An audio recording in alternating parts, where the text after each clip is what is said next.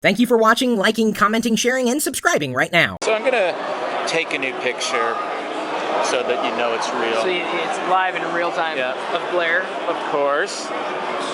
The wonderful Blair. But that was a look in the face that like it was 8 o'clock in the morning, not like well past 5. And then you just flick it to one end. There it goes. Boom. There's Blair on the other one. So you can see how quick it is with the high-speed link between the two. High-speed link of? Bluetooth 3.0 plus high speed. So it's a Bluetooth peer-to-peer link. Now this is just a proof of concept app. Exactly. It's just, we wanted to show what sort of UI we expect people to start doing, and I think we're going to start seeing a lot of creative and innovative applications like this. Now what platform is that one? I mean, just curiosity. This one's a HTC Touch 2, which runs on the Windows Mobile platform. So they have an open API. Anyone can create applications like this and utilize the Bluetooth radio to do peer-to-peer applications. Well, why not just release that out in the public now? Perhaps we have to. Because you're not app developers, you're not trying to get in that game. It is a little outside the realm of what the Bluetooth-sig has traditionally done, but who knows? You have a good idea. Maybe we'll take your advice. It's actually a really good. In fact, the way I described it before the video, I said so it's kind of like a bump for photos. Yeah, it is. Although you're using Bluetooth versus the, I guess, a bigger wireless network like Bump does. So exactly, we're using the Bluetooth peer-to-peer link, and you can see how quick it is. So Blair, I got a question for you. Yes. When I'm looking at devices that are Bluetooth enabled, what should I be looking for? Like all these numbers and words, I mean, they don't mean anything to me.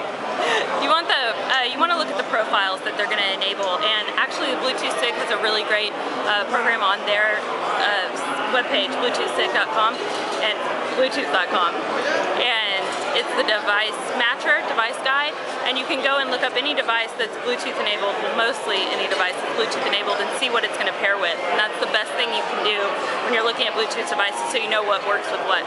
And you invited me to this little soiree tonight. Why? I did.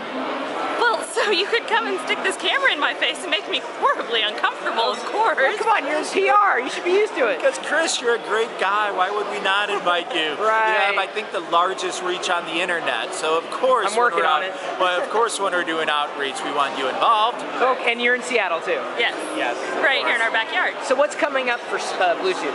I mean, beyond the SIG. I mean, constant advances. Can you tell me, or is that like NDA stuff? I can tell you, but Michael's so much better than I do. Of course. What we're really excited about now is we just announced our version 4.0 specification, and that is going to enable very small sensor type devices. So we think it's going to open up the health and fitness market, the medical market, the watch on your wrist, that all of a sudden these devices that haven't been able to exchange information before are going to now.